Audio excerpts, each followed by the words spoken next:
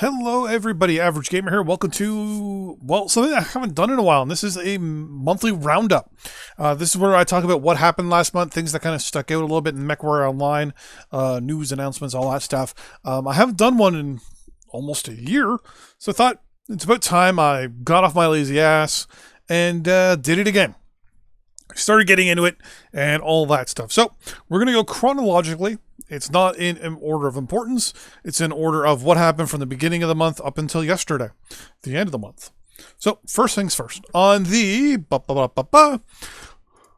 the 3rd of the month, we had the Nightguy and the Huntsman. So the Nightguy went for C-bills, and the Huntsman is now available for MC. I believe in next month, the Huntsman becomes available for MC, or for C-bills, I believe, and the next mech becomes available for MC. Overall, the Nightguy for C-bills, it's 14.1 for the Prime, 14.1 as well for the A. It's 13.6 and 13.8 for the B and the C. And then the Nightguy D, the big D, is worth 15 million big C-bills. The Huntsman for MC, you're looking at around 4,000 for pretty much all the variants. The Prime, the A, the B, the C, and the P. Now, mind you, some of them are a little bit above and some of them are a little bit below. But it fluctuates from 3,700 to 4,100. But the majority of them are sitting at 3,900. The Hero Mech is sitting at 4,690. There is no Hero Mech for the Nightguy. Actually, yeah, there is no... Yeah, it's actually very strange. I just realized. Oh, that's because that's the way they're doing it. Yeah, the Huntsman was one of the first ones to come up with the Hero Mech there. The next thing was the tonnage changes for the Group Q. So overall, Group Q was reduced. The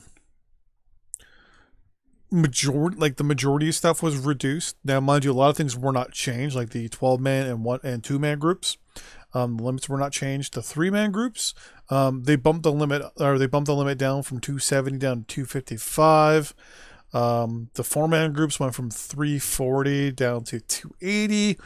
So overall, there was a significant reduction in tonnage for people playing in groups. Now,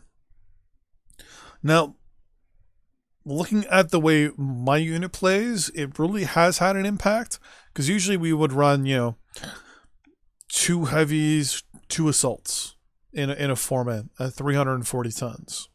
We'd max out the tonnage and we're good to go. Because everyone had roughly about 80 tons to play with.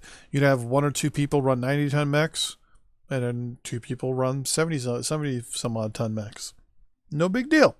Now, though, in a 4-man group where we usually play, every player is basically capped at 70 tons. So if anyone wants to run more than 70, you're hindered just that little bit. Groups did have a bit of an advantage. I mean, you are coordinated more, you're working together more, so you do have that advantage. So I can understand why they did the trade-off. Personally, I don't like it, only because I don't get to run my summoner as often as I would like to. I end up running mostly mediums and lights when I play with my unit now. And that was changed up on the 13th. Also on the 13th was the announcement from the Inner Sphere News, aka just the Inner Sphere News.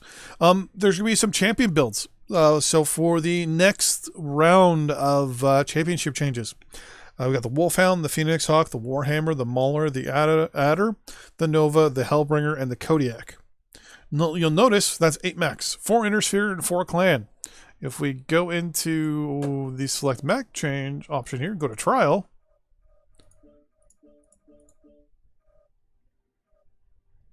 For all, there's a little bit more than 8 mechs here. 4 of each. That tells me that they're going to have to be swapping out at least half of these guys probably in the next month or so. I'm hoping. To some of these ones, the Kodiak, the Hellbringer, the Nova, the Adder, the Mauler, the Warhammer, the Phoenix Hawk, and the Wolfhound are all being updated for champion builds, which is pretty good. If you don't know, go to the forums and you can submit your build in the Champion Mech sub forum. On the 13th as well, there was the announcement of the roadmap. So the roadmap was for obviously January. and February and beyond.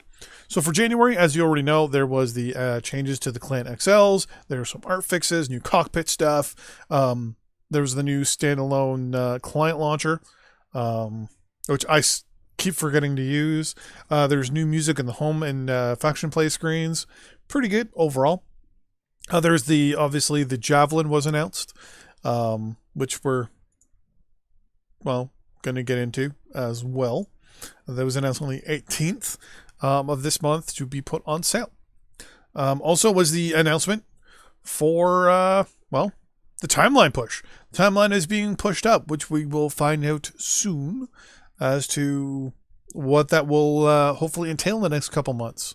There was also the announcement of the, well, for February, for the PTS and the skill change system, which we'll get into in another episode, another episode today, but looking forward to what's going to happen this month for the month of February.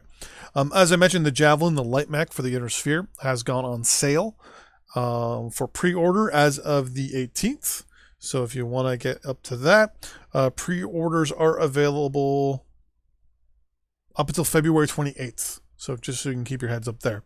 And obviously on the 24th, we then had our patch for January. So we obviously had the Bushwhacker here added into our stable. Titles, badges, cockpit items associated with it, plus some new cockpit items overall. New decals, some changes to gameplay. There was a big quirk change for the second month in a row now, where a lot of the quirks are being changed over from structure quirks to armor quirks for a lot of mechs. Usual mech fixes and changes, whole bunch of other changes and fixes, and obviously, as I mentioned earlier, the main thing obviously for this thing was the Bushwhacker in my eyes.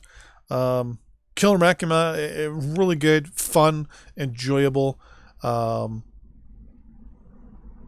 Overall, I really enjoyed this mech when I get to play it. There's some obviously fixes to Mask, Escort River City was changed up a little bit, some fixes with the first win of the day for faction play, stuff like that. But the big thing in the patch obviously was the Clan XL change, with the hit now you take on your efficiency for heat when you lose a torso. The Dragon, the Cataphat, the Warhammer, the Orion, the Zeus, the Highlander, the Atlas, all Inner Sphere mechs that got tweaked and quirked a little bit in regards to their armor quirks and or their kick-assness.